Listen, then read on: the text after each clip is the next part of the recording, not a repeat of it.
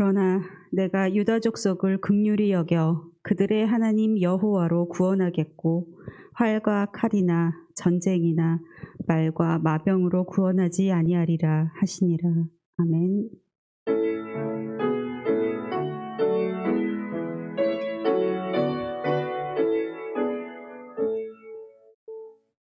사도신경으로 신앙 고백하시겠습니다. 나는 전능하신 아버지 하나님, 천지의 창조주를 믿습니다. 나는 그의 유일하신 아들, 우리 주 예수 그리스도를 믿습니다.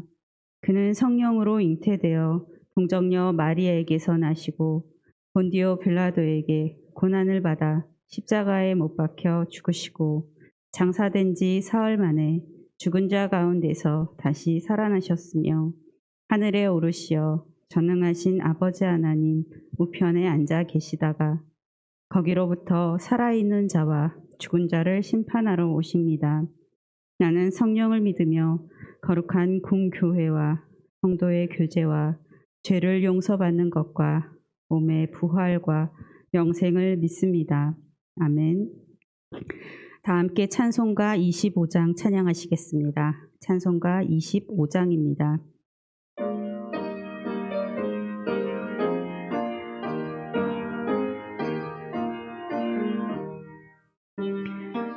혈류관 벗어서 주 앞에 들이세 저 천사 기쁜 노래가 온 땅에 퍼지네 내 혼합게 여서 주 찬송하여라 온 백성 죄를 속하신 만왕의 왕일세 멸류관 벗어서 주 앞에 들이세 그 손과 몸의 상처가 영광중 빛나네 하늘의 천사도 그 영광 보고서 고단한 신비 알고자 늘은 모아도다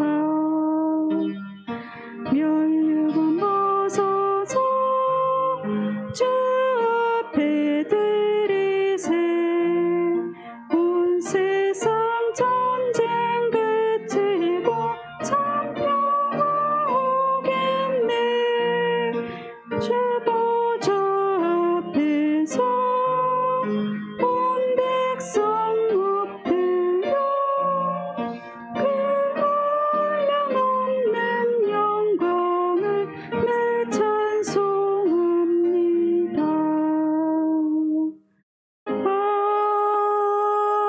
아멘. 모두 자리에 앉겠습니다. 성시교독 25번, 시편 47편 함께 교독하시겠습니다. 성시교독 25번입니다. 너희 만민들아 손바닥을 치고 즐거운 소리로 하나님께 외칠지어다.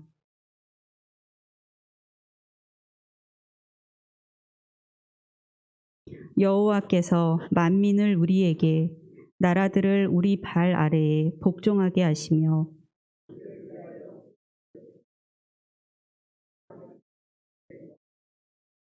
하나님께서 즐거운 함성 중에 올라가시며 여호와께서 나팔 소리 중에 올라가시도다.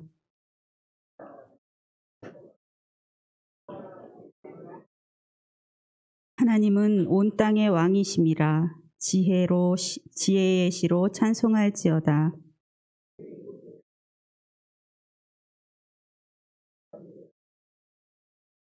뭇 나라의 고관들이 모임이여 아브라함의 하나님의 백성이 되도다.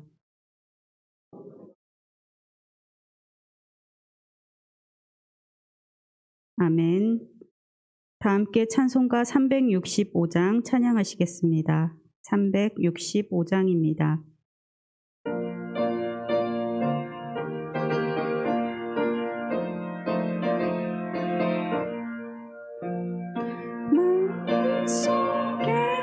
무엇이 믿는 사람 주 예수 앞에 슬픈 마음 있을 때에라도 주 예수께 아뢰라. 주 예수 앞에 아뢰라. 주 우리의 친구니 무엇이나 근심하지 말고 주 예수께 아뢰라. 눈물 나며 기쁜 한숨 쉴 때 주 예수 앞에 아뢰라. 은밀한 줄 내게 있더라도 주 예수께 아뢰라.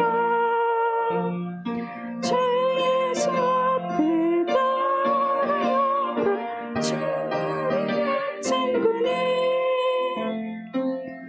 무엇이나 근심하지 말고 주 예수께 아뢰라. 괴로움과 두려움 있을 때 주 예수 앞에 아뢰라. 내일 일을 염려하지 말고 주 예수께 아뢰라. 주 예수 앞에 아뢰라. 주 우리의 친구니 무엇이나 근심하지 말고 주 예수께 아뢰라. 죽음으로 겁을 내는 자여 주 예수 앞에 아뢰라. 하늘 나가 바라보는 자여 주 예수께 아뢰라. 주 예수 앞에 아뢰라. 주 우리의 친구니 무엇이나 근심하지 말고 주 예수께 아뢰라. 황희영 명예 안수 집사님 우리를 대표해 기도하시겠습니다.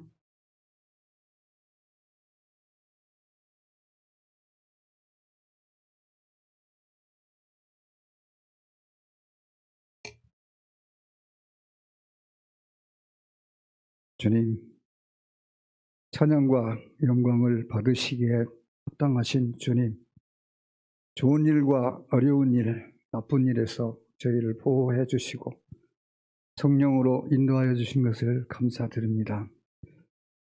주님의 은혜가 아니면 살아갈 수 없는 저희들이 주님을 간절하게 사모하는 마음으로 예배드리오니 받아 주시옵소서. 저희들이 바라옵기는 주님의 말씀을 저희가 생명을 유지하는 주식처럼 묵상하고 주님의 뜻대로 살기 원하고 올바른 마음과 겸손함으로 예수 믿는 사람의 얼굴로 예수 믿는 사람의 인격과 품위로 살아가기를 원합니다. 도와주시옵소서. 저희들을 우리나라 대한민국에서 태어나고 살게 하신 것 감사드립니다.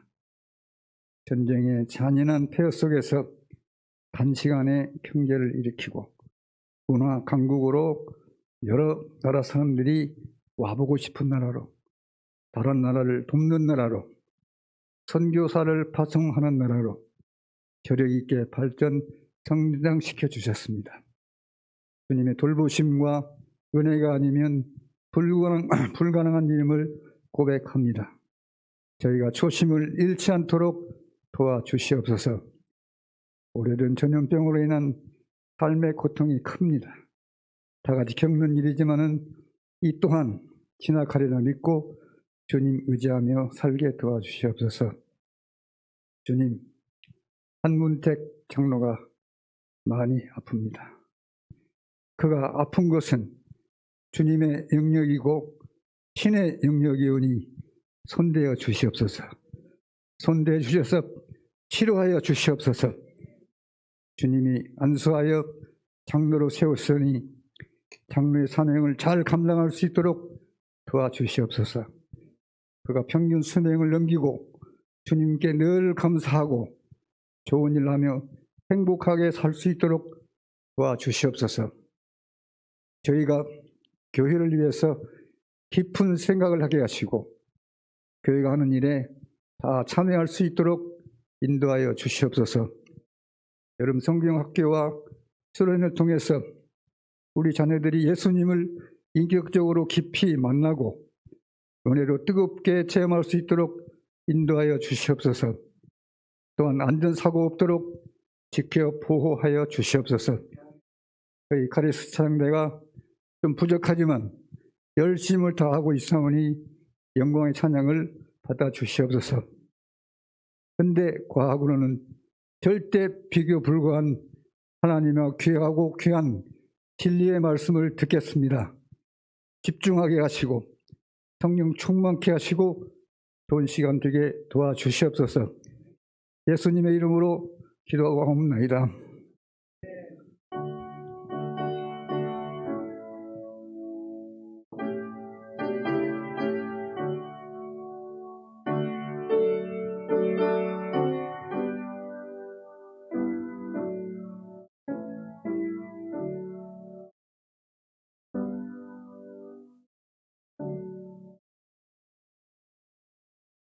조정미 권사님 성경 봉독하시겠습니다.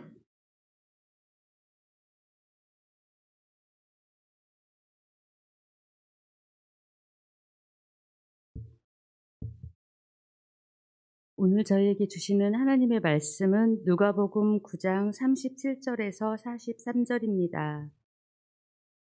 누가복음 9장 37절에서 43절입니다. 이튿날 산에서 내려오시니 큰 무리가 맞을세 무리 중에 한 사람이 소리질러 이르되 선생님 청컨대 내 아들을 돌보아 주옵소서. 이는 내 외아들이니이다. 귀신이 그를 잡아 갑자기 부르짖게 하고 경련을 일으켜 거품을 흘리게 하며 몹시 상하게 하고야 겨우 떠나가나이다. 당신의 제자들에게 내쫓아 주기를 구하였으나 그들이 능히 못하더이다. 예수께서 대답하여 이르시되 믿음이 없고 패역한 세대여, 내가 얼마나 너희와 함께 있으며 너희에게 참으리요. 내 아들을 이리로 데리고 오라 하시니 올 때에 귀신이 그를 거꾸러뜨리고 심한 경련을 일으키게 하는지라. 예수께서 더러운 귀신을 꾸짖으시고 아이를 낫게 하사 그 아버지에게 도로 주시니 사람들이 다 하나님의 위엄에 놀라니라.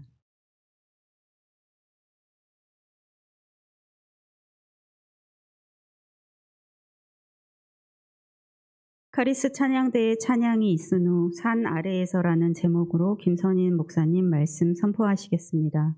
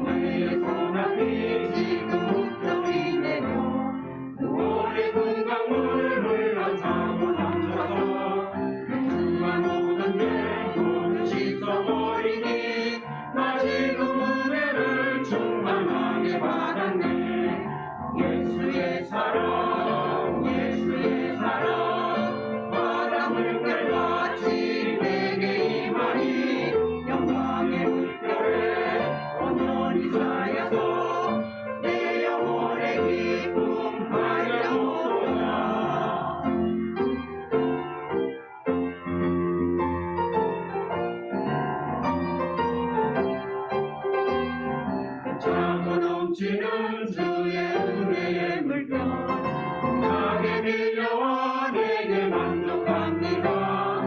오 할렐루야로 주를 찬송하오니 내 맘의 기쁨이 항상 충만하니라.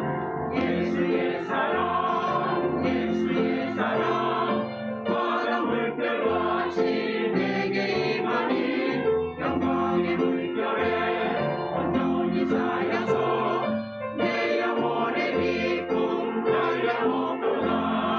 내 영혼의 기쁨 달려오도다.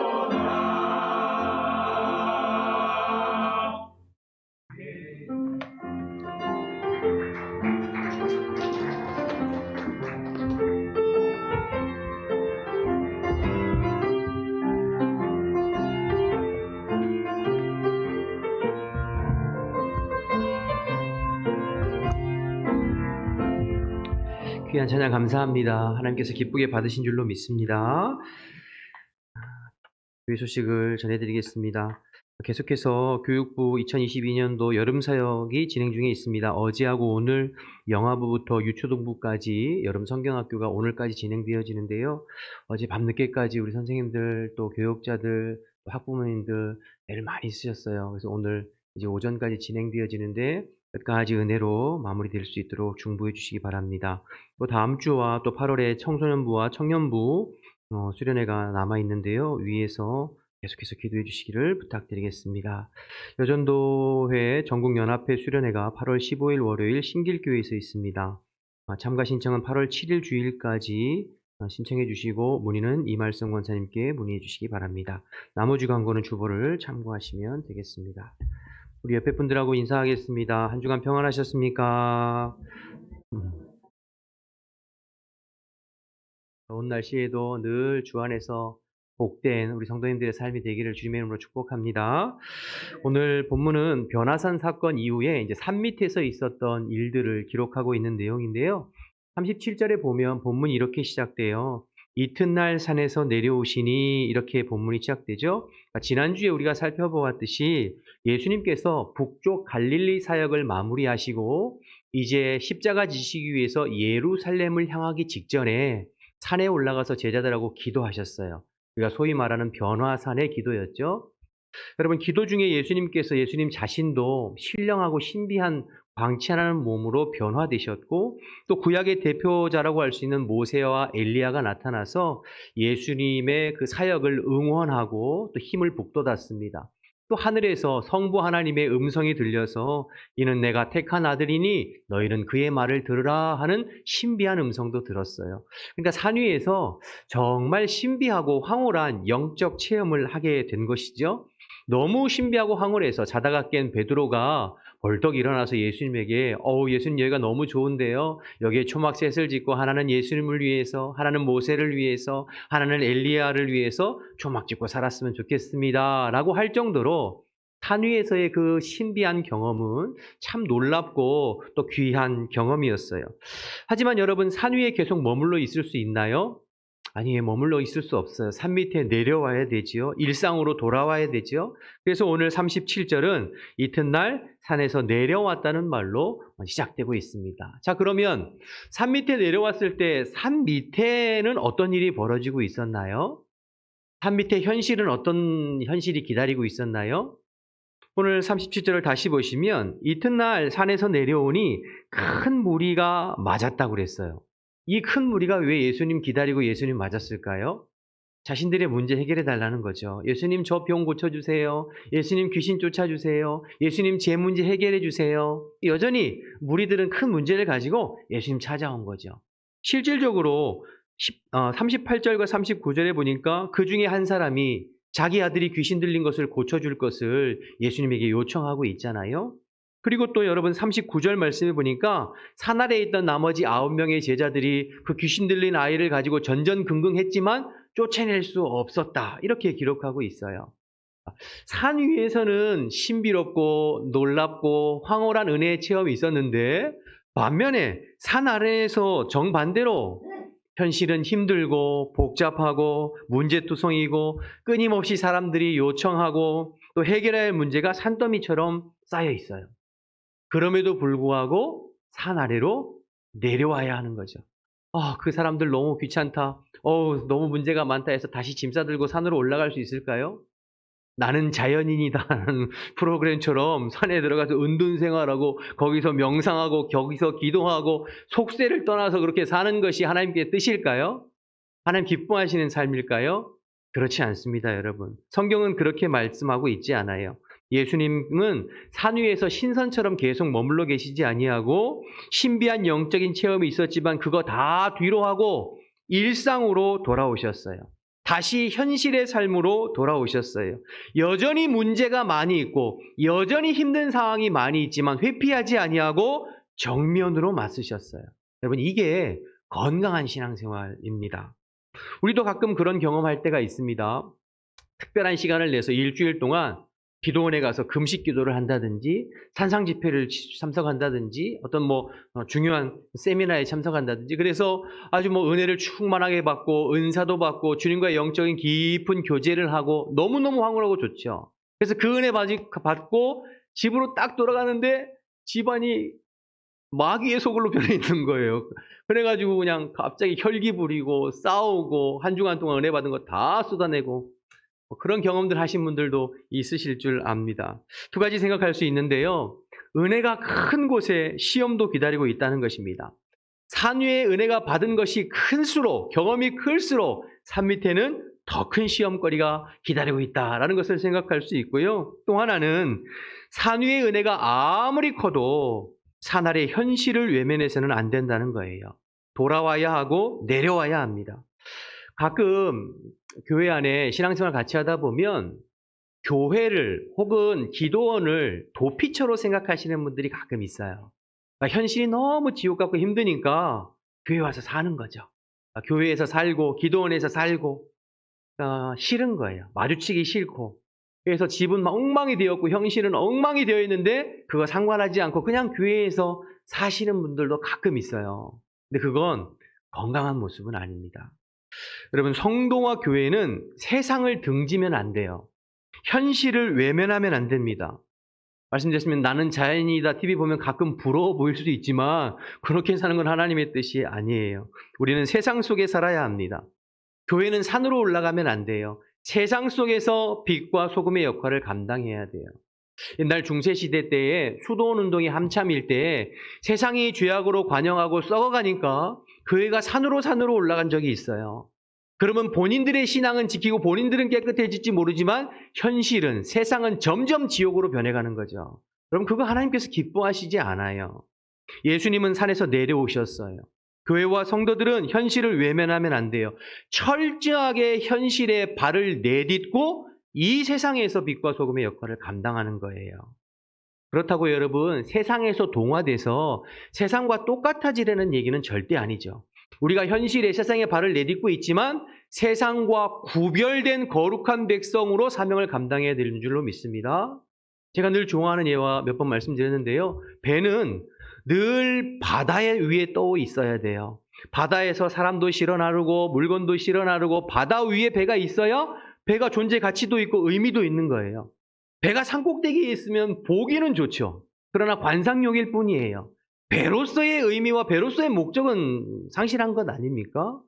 그런데요, 그래서 늘 배는 바다 위에 떠 있어야 돼요. 그런데 역설적이게도 배는 항상 바다를 떠나지 않지만 바닷물이 배로 들어오면 안 돼요. 바닷물이 배로 들어오면 배는 침몰해요. 망하게 되는 것이죠. 여러분, 우리의 교회도 마찬가지예요. 신앙생활도 마찬가지예요. 교회와 성도는 항상 세상 속에 있어야 돼요. 세상을 등지면 안 되고 세상 속에서 빛과 소금의 사명을 감당해야 교회로서의 의미가 있고 성도로서의 의미가 있어요. 마태복음 5장에 보면 예수님께서 너희는 세상의 빛이다. 너희는 세상의 소금이다. 그렇게 말씀하셨어요. 우리가 세상에서 빛과 소금을 감당해야죠. 거룩한 백성으로. 그런데 역설적이게도 세상의 물결이 교회 안에 들어오면 안 돼요. 세상의 세속적인 가치관이 성도들의 삶에 스며들면 안 돼요. 그럼 망하는 거예요. 그럼 침몰하는 거예요. 그것을 세속화다 이렇게 얘기해요. 세상과 교회가 구별 없이 똑같아지는 것. 교회 다니는 사람이나 안 다니는 사람이나 예수 믿는 사람이나 안 믿는 사람이나 예수 믿는다는 교회 다닌다는 명분은 있지만 삶의 모습은 구별이 없이 똑같아지는 것을 세속화되었다 이렇게 얘기하거든요. 그럼 망하는 거예요. 그럼 병들고 시드는 거죠. 예수님께서 너희는 세상의 소금이다 말씀하시고 나서 뭐라고 말씀하셨냐면 이어서 만일 소금이 그 맛을 잃으면 무엇으로 짜게 하리요? 아무 쓸데없어 후에는 밖에 버리어 사람들에게 밟힐 뿐이다 이렇게 말씀하셨어요. 여러분 교회와 성도는 세상에 살지만 세상에서 구별된 거룩한 백성으로 사는 거예요. 그래서 어둡고 그리고 혼탁한 죄 많은 세상에서 그리스도의 빛으로 그리스도의 생명을 비추고 복음의 생명을 비추는 사명이 우리에게 있는 것이죠. 세상에서의 소금으로 소금이 무에도 들어가고 배추에도 들어가서 짠맛도 내고 부패를 방지하는 것처럼 우리는 그리스도의 소금이 되어서 우리 스스로를 녹이고 우리 스스로를 희생하고 우리 스스로를 헌신해서 세상 속에서 소금의 역할을 감당해서 이 세상이 병들지 않도록 썩어지지 않도록 더 죄악이 관영해지지 않도록 그리스도의 빛과 그리스도의 소금의 역할을 감당해야 되는 줄로 믿습니다. 여러분 우리가 기독교인이 한때 1000만이라고 자랑했잖아요. 그런데 기독교인이 1000만임에도 불구하고 이 세상이 이렇게 죄악이 관영하고 점점점 힘들어진다고 하는 것에 대해서 교회가 책임이 있어요. 사실은 저와 여러분이 책임이 있는 거예요. 왜일까요? 저와 여러분이 이 세상에서 그리스도의 빛으로 그리스도의 소금으로 제대로 사명을 감당하지 못했다는 반증이기도 한 것이잖아요.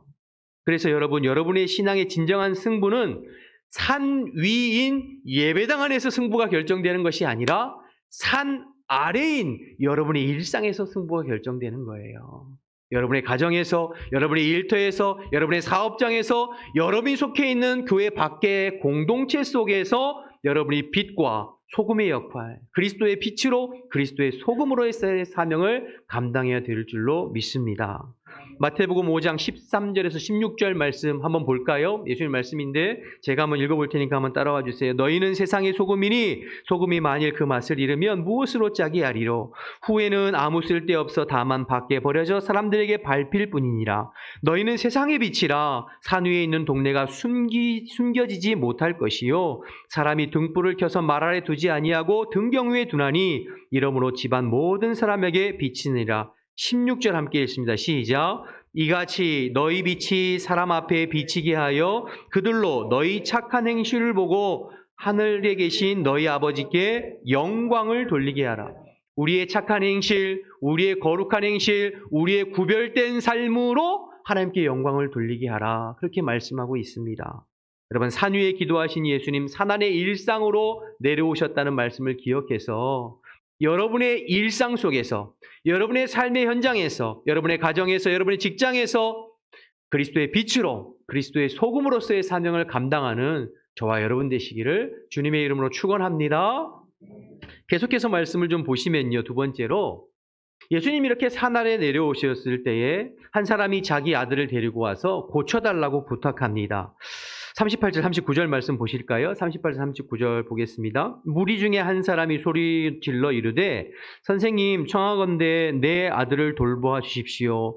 이는 내 외아들이니이다. 귀신이 그를 잡아 갑자기 부르짖게 하고 경련을 일으켜 거품을 흘리게 하며 몹시 상하게 하고야 겨우 떠나가나이다. 38절에 보면 이 아버지의 아들은 외아들이래요. 하나밖에 없는 아들이잖아요. 뭐 지금도 외아들 귀합니다만 그때 당시 얼마나 귀했겠어요. 그런데 하나밖에 없는 아들이 귀신 들려서 고생하니 그 아버지 마음이 얼마나 아팠겠어요. 더군다나 오늘 본문의 병행 본문인 마태복음에 가보면 이 아이가 간질병에 걸렸다고 그랬어요. 귀신 들렸을 뿐 아니라 간질병으로 고꾸라져서 거품을 흘리고 발작을 일으키고 하나밖에 없는 아들이 간질병과 귀신에 들려서 물에도 들어가고 불에도 들어가고 그러니 얼마나 안타까웠겠어요. 얼마나 속이 타들어갔겠어요. 그래서 여러분 40절 그런데 40절에 보니까 40절 보실까요? 당신의 제자들에게 내쫓아 주기를 구하였으나 그들이 능히 못하더이다. 예수님은 지금 베드로, 야고보, 요한 세 제자와 산 위에 가서 기도하고 있잖아요. 나머지 9명이 산 밑에 있었어요. 그 9명의 제자들에게 고쳐달라고 요청했지만 고쳐줄 수 없었다는 거예요. 그래서 다시 예수님 내려왔을 때 예수님 앞에 데리고 왔죠. 그때 예수님께서 저들에게 뭐라고 말씀하셨는지 보세요. 41절 함께 읽을까요? 41절 함께 있습니다. 시작.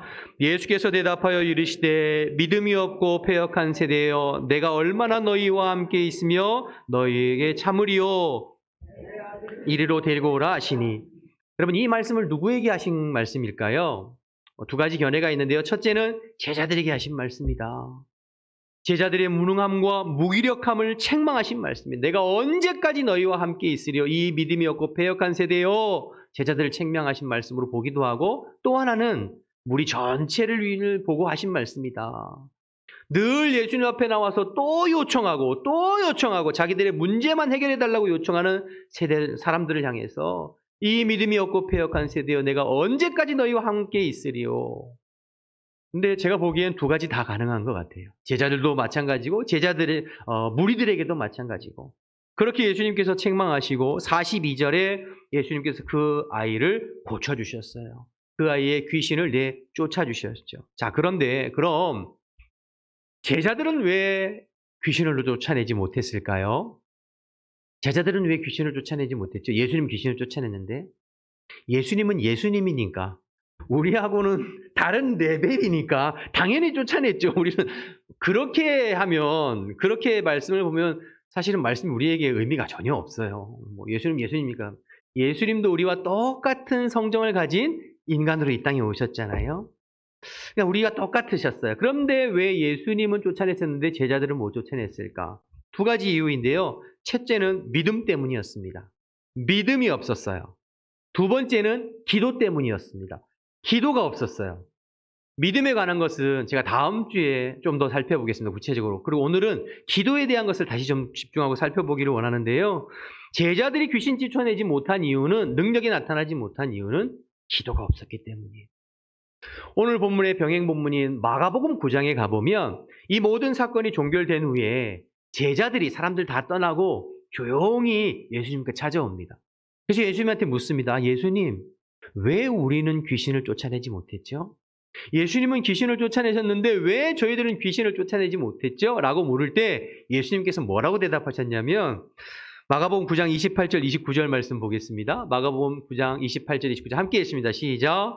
집에 들어가심에 제자들이 조용히 묻자오되 우리는 어찌하여 능히 그 귀신을 쫓아내지 못하였나이까? 이르시되 기도 외에 다른 것으로는 이런 종류가 나아갈 수 없느니라 하시니라. 기도 때문이라고 말씀하시잖아요. 그렇죠? 기도 때문이야. 너희들 기도하지 못했기 때문이야. 기도가 부족했기 때문이야. 기도가 원인이야. 다른 말씀 안 하셨어요. 기도 때문에 그렇다. 여러분, 그래서 기도가 중요합니다. 지난주에서 또 기도가 나오죠. 그렇죠? 여러분, 예수님은 지금 뭐 하고 내려오셨나요? 산기도 하고 내려오셨어요. 산에서. 지난주 말씀드렸지만 예수님은 일상에서도 새벽에도 기도하셨고 낮에도 기도하셨고 밤에도 기도하셨고 일상에서도 충분히 기도하셨지만 특별한 사역을 앞에 두고는 특별한 기도의 시간을 또 가지셨잖아요. 이처럼 예수님은 기도로 항상 깨어있고 기도로 무장돼 계셨어요. 반면에 제자들은 기도가 부족했어요. 기도를 안 했어요. 변화산에 예수님하고 같이 함께 올라갔던 베드로와 야고보, 요한 뭐 했나요? 예수님은 기도했는데 그 산에 올라가서도 졸고 잤잖아요. 3명 특별히 뽑아갖고 데리고 올라간 3명의 제자들이 산 위에서 졸고 잤다면 산 밑에 9명은 안 봐도 비디오죠. 전혀 기도 안 했어요. 그러니까 귀신을 쫓아낼 능력도 힘도 나타나지 않은 거죠. 그러니까 너희들 그래서 감당할 수 없는 거야. 기도 때문이야. 그러니까 예수님과 제자의 차이는 기도의 차이예요. 기도의 질과 기도의 양의 차이에 있는 것입니다. 여러분 여기서 중요한 영적 원리를 깨닫게 되는데요. 산 밑에 우리의 일상에서의 승부는 산 위의 기도가 좌우한다는 것입니다. 여러분 중요합니다. 여러분이 일상에서 그리스도의 빛으로 그리스도의 소금의 역할을 감당해야 되는데 여러분의 일상의 삶의 승패는 산 위의 기도가 좌우한다는 거예요. 너무너무 중요한 거죠. 여러분 제가 말씀드린 대로 성도는 세상을 등지면 안 돼요. 세상 속에서 빛과 소금의 역할을 감당해야 돼요. 교회는 세상을 떠나서는 존재의 의미가 없어요. 세상 안에서 거룩한 백성이 되어야 돼요. 그런데 우리가 세상에서 일상에서 저와 여러분이 빛과 소금의 역할을 감당하고 그리스도의 빛으로 그리스도의 소금으로 살려면 산 위의 기도가 뒷받침이 돼야 돼요. 산 위의 기도가 충분히 되어야 일상에서 승리가 있는 줄로 믿습니다. 그러니까 여러분, 우리가 건강하게 신앙생활을 하면 이 균형이 잘 잡혀 있어야 돼요. 산 위의 기도와 일상에서의 승리하는 삶. 때로는 어떤 사람들은 일상을 무시해요. 아까도 말씀드렸지만 일상이 싫으니까 무시하고 산 위의 기도만 해요. 그냥 신비한 것, 영적인 것, 건강한 거 아니에요. 어떤 사람은 산 위의 기도는 무시하고 일상의 삶, 자기 힘 가지고 자기 능력으로 전전긍긍해요. 해결이 안 돼요. 건강한 그리스도인들은 산 위의 충분한 기도와 일상에서의 승리, 이것이 고루 갖춰진 것, 균형 잡혀 있는 삶이 건강한 성도이죠. 여러분, 출애굽기 17장에 가보면 이스라엘과 아말렉과의 전쟁에 관한 이야기가 나옵니다.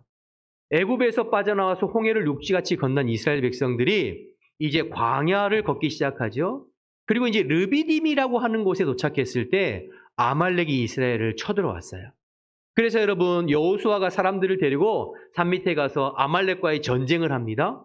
그리고 동시간대에 그 아말렉과의 전쟁이 있을 때 모세는 아론과 훌을 데리고 산 위에 올라가서 기도해요.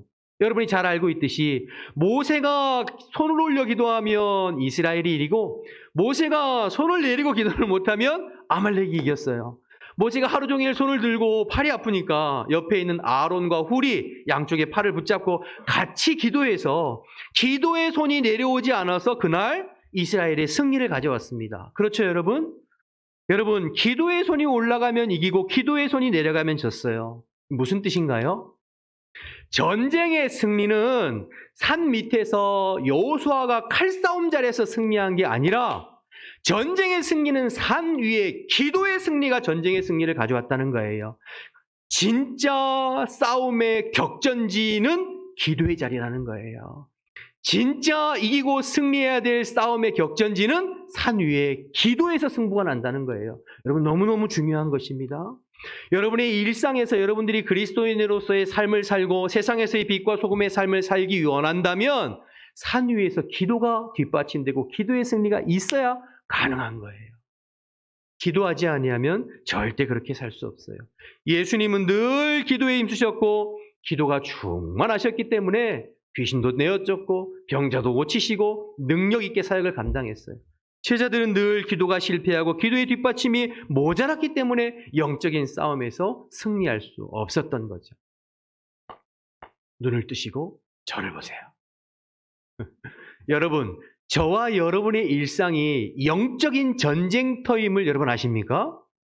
여러분, 저와 여러분의 일상생활, 매일매일 반복되는 일상생활이 영적인 전쟁터임을 기억하실 수 있기 바랍니다. 에베소서 6장 12절 말씀 보겠습니다. 에베소서 6장 12절 함께 읽습니다. 시작. 우리의 씨름은 혈과 육을 상대하는 것이 아니요 통치자들과 권세들과 이 어둠의 세상 주관자들과 세상에 있는 악한 영들을 상대함이라. 저와 여러분의 매일매일 일상의 삶은 이 영적인 전쟁이에요. 사람을 상대하는 것이 아니라 그 배후에서 역사하는 악한 영들, 마귀의 세력과 싸우는 영적 전쟁터라고요. 그런데 그 영적 전쟁터에서 승리하기 위해서는 반드시 기도가 뒷받침되어야 돼요. 산 위에 기도가 충분히 되어야 돼요. 그래야 일생의 전쟁터에서 영적 싸움에서 싸우게 될 줄로 믿습니다.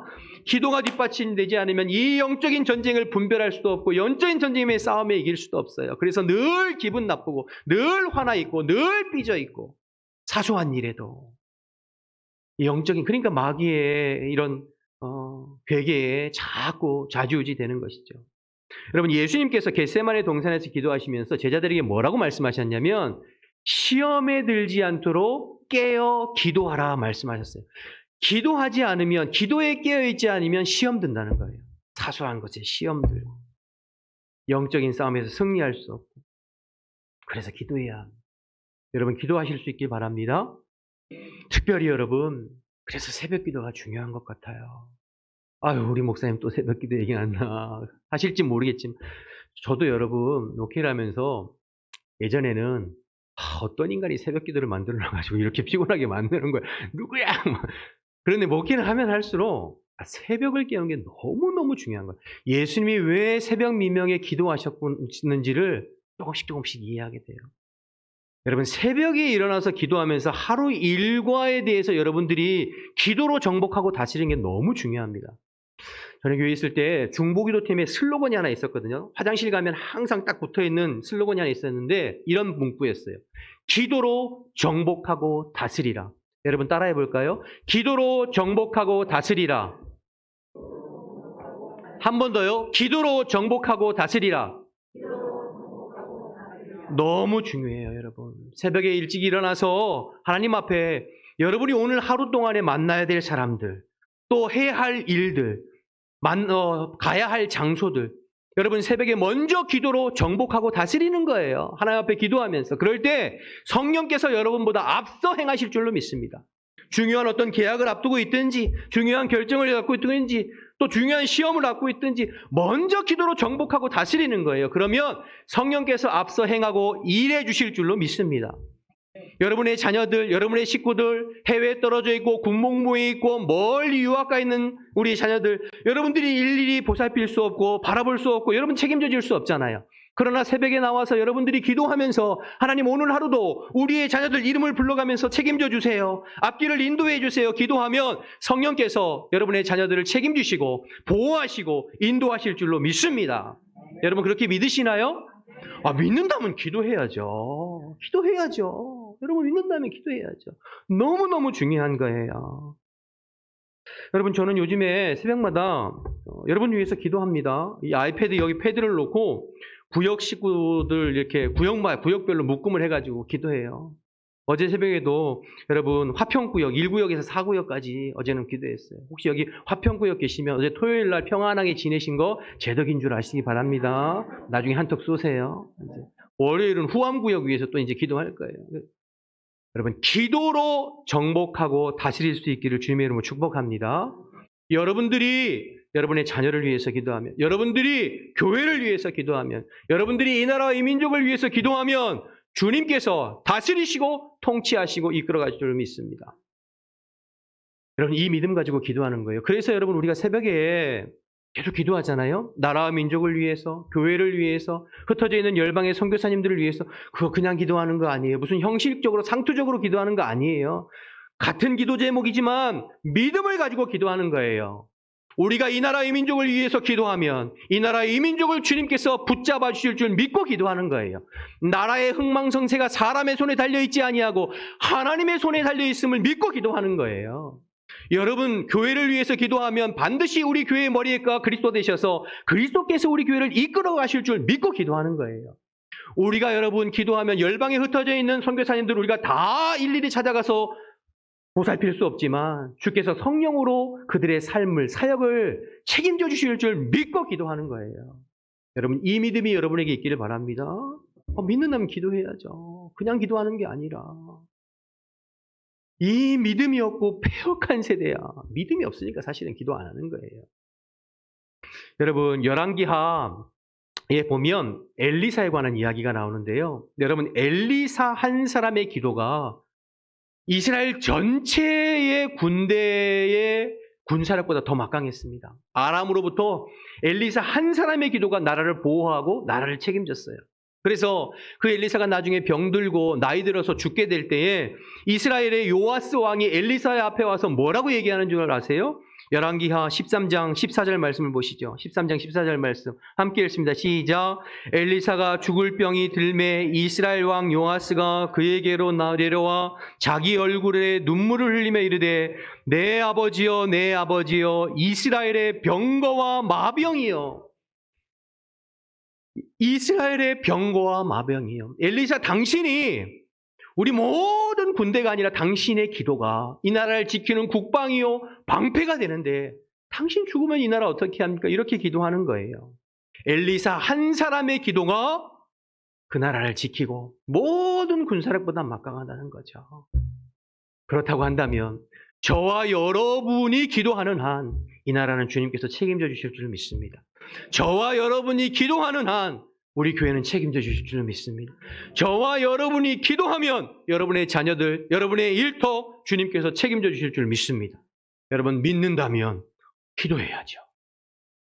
여러분, 산 위의 기도가 산 아래 여러분의 삶의 현장의 승패를 좌우한다는 것을 꼭 기억하시고 충분히 기도하고 기도로 정복하고 다스리고 승리하는 저와 여러분 되시기를 주님의 이름으로 축복합니다.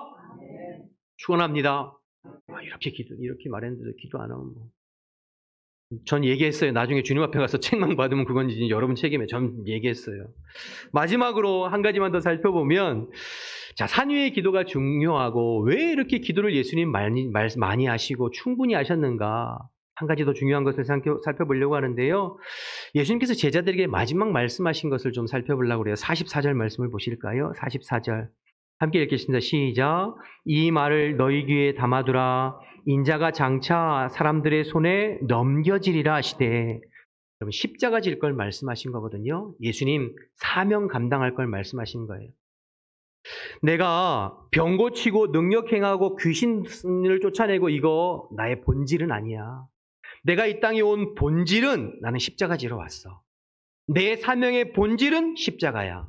나는 그 사명 감당하려고 길 떠날 거야. 그렇게 말씀하시는 거예요. 그리고 51절 이하에 보면 실질적으로 그 십자가를 위해서 이제 갈릴리 북쪽에서 예루살렘을 향한 걸음을 내딛도록 그 십자가를 향해서 걸어가시는 예수님을 보게 돼요. 여러분 무슨 말씀 드리고 싶은 거냐면, 예수님이 기도가 깨어있고 예수님 늘 항상 기도에 힘쓰고 열심을 하셨던 이유가, 그렇게 기도 많이 해서 이 땅에서 많은 것 갖고 이 땅에서 영광 누리고 이 땅에서 사람들에게 박수받고 이 땅에서 사람들보다 더 많이 가지고 칭찬받고 누리기 위해서 기도 그렇게 열심히 하셨던 것이 아니라 십자가 지기 위해서, 사명 감당하기 위해서, 하나님의 뜻을 이루기 위해서 그렇게 기도로 깨어있고 기도로 무장하고 있었다는 것이죠. 이게 본질이에요, 여러분. 이게 중요합니다. 여러분, 그런데 기도 안 한 제자들은 뭐하고 있나요? 지금 이 중요한 시점에, 나는 십자가 지러 예루살렘 가야 돼 하는 이 중요한 시점에 기도로 깨어있지 않는 제자들 뭐하고 있죠? 46절에 보시면 제자 중에 누가 크냐 하는 변론이 일어나니, 누가 크냐, 누가 높냐, 누가 잘났냐 가지고 싸우는 거죠. 여러분, 여전히 제자들의 눈은 땅에 있고 땅의 것을 추구하고 있어요. 예수님 마음이 어떠세요? 여러분이 예수님이라면 어떠실 것 같아요? 아휴, 저 같으면 한 대 주워박았을 것 같아요, 정신적. 근데 예수님께서는 인격적이신 분이니까 그런 제자들에게 어린아이를 하나 딱 갖다 놓으시고 그들 앞에 이 어린아이와 같이 스스로 자기를 작게 여기고 낮추는 자가 큰 자다 말씀하신, 점잖게 말씀하셨지만 사실은 책망하고 계시는 거예요. 정신 차려라 니들. 여러분, 그러니 우리가 기도하고 기도에 깨어 있어야 하는 이유가, 기도가 충분하지 않으면 하나님의 뜻, 하나님이 주신 사명, 하나님 내게 맡겨주신 십자가, 예수님 닮은 섬김의 삶, 겸손 이런 거 전혀 상관없이 돼요. 그리고 내가 가져야 될 것, 취해야 될 것, 누려야 될 것, 어떻게 하면 높아질까, 어떻게 하면 커질까, 그거 갖고 싸우는 거죠. 여러분, 한국교회 그거 갖고 지금 박 터지게 싸우고 있습니다.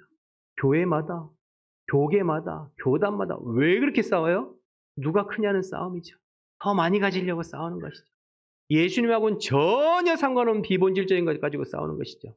그 얘기를 거꾸로 뒤집어 얘기하면 그만큼 기도 안 하고 있다는 거예요. 그만큼 기도에 깨어있지 못하다는 뜻이에요. 그러나 여러분, 예수님처럼 충분히 기도하면, 기도에 깨어있으면 아무리 사람들이 박수치고 환호하고 심지어 왕 삼으려고 해도 거기에 마음 빼앗기지 않습니다.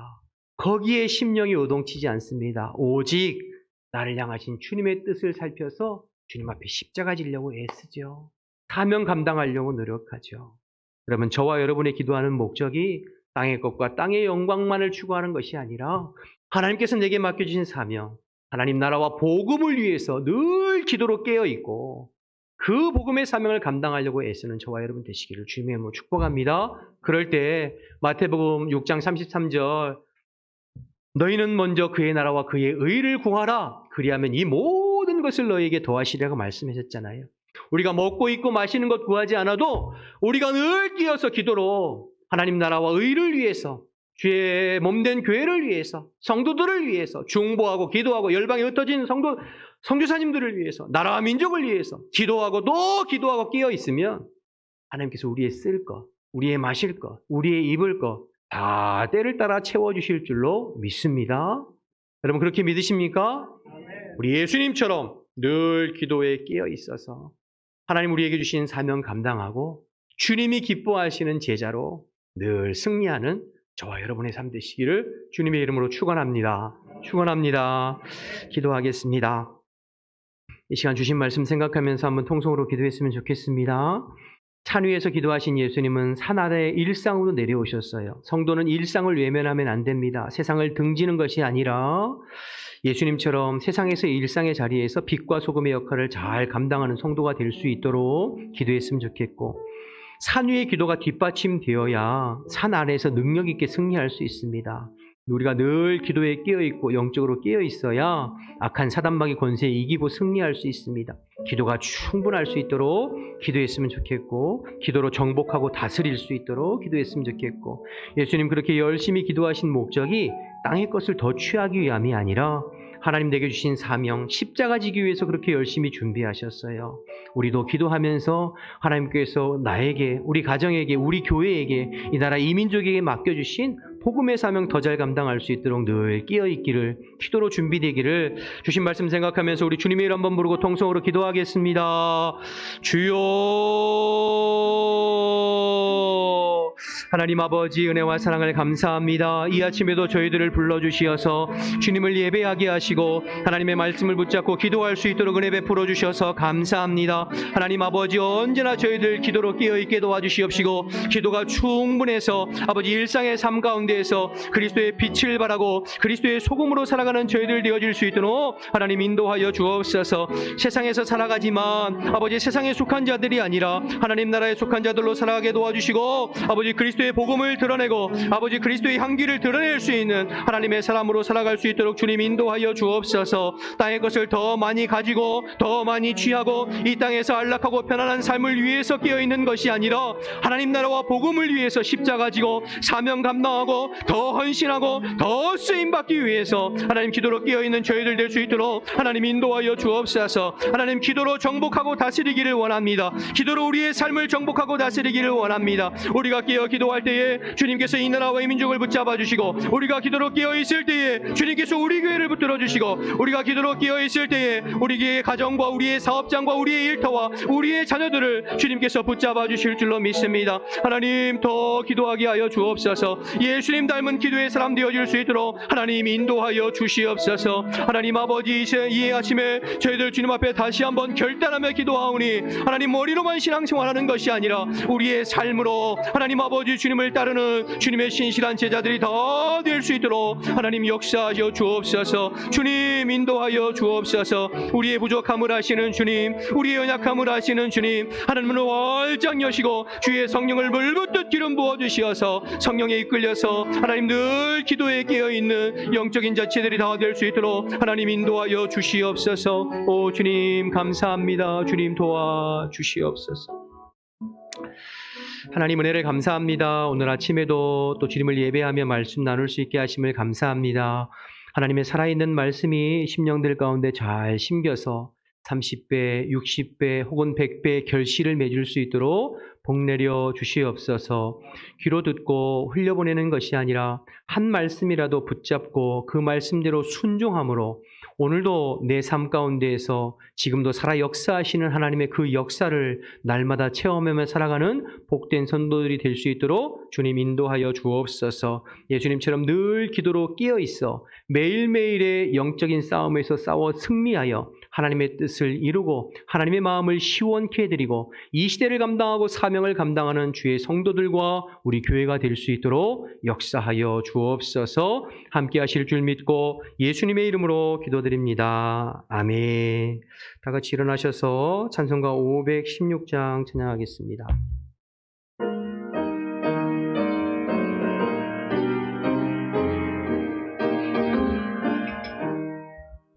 옳은 길 따르라 의의 길을 세계 만민의 참된 길, 이 길 따라서 살기를 온 세계에 전하세.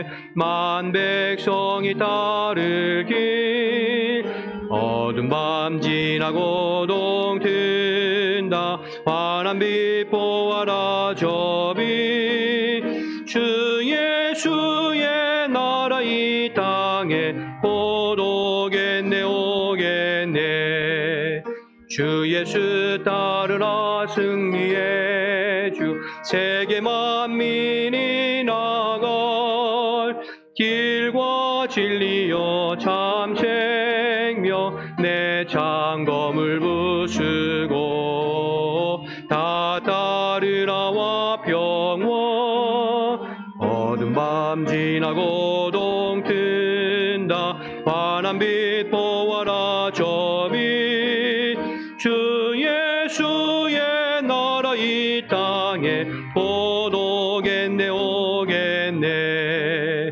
놀라운 이 소식 알리어라 세계 만민을 구하려 내 주 예수를 보내신 참 사랑의 하나님 만 백성이 따르기 어두운 밤 지나고 동튼 환한 빛 보아라 저 빛 주 예수의 나라 이 땅에 곧 오겠네 오겠네 고난 길에 치고 찾아온 길 많은 백성을 구한 길 모두 나와서 믿으면 온 세상이 마침내 이 진리에 살겠네 어두운 밤 지나고 동튼다 환한 빛 보아라 저 빛 주 예수의 나라 이 땅에 곧 오겠네 오겠네 하나님 감사합니다. 우리를 복음의 일꾼으로 불러주시고 또 복음의 사명을 감당할 수 있도록 허락하시니 감사합니다. 언제나 성령 안에 깨어 있게 하시고 예수님처럼 기도에 힘써서 하나님의 뜻을 이루고 우리에게 맡겨진 사명 감당하고 십자가 지는 우리 모든 성도들이 될 수 있도록 인도하여 주옵소서. 늘 깨어 기도로 정복하고 다스림으로 말미암아 주님께서 우리 가정을, 일터를, 사업장을, 교회를, 나라와 민족을 이끌어 가심을 늘 느끼고 경험하면 살아있는 아버지 믿음의 성도들 다 될 수 있도록 인도하여 주옵소서. 이 믿음의 눈이 활짝 열리게 하시고 기도의 문이 활짝 열려서 하나님의 뜻에 맞게 순종하는 우리 모든 성도들이 다 될 수 있도록 역사하여 주옵소서. 하나님, 주님 앞에 귀한 예물도 올려드리오니 주님께서 이 예물을 흠양하여 받으시고 믿음으로 헌신된 예물을 드린 모든 성도들의 삶을 복 주셔서 부족함이 없도록 차고 넘치게 복내려 주시옵소서. 이제는 우리 주 예수 그리스도의 은혜와 하나님 아버지의 크신 사랑과 성령의 교통하심이 예수님처럼 늘 기도에 깨어 있기를 다시 한번 결단하는 우리 모든 성도들 가운데 지금부터 영원토록 함께 하시기를 간절히 축원하옵나이다. 아멘.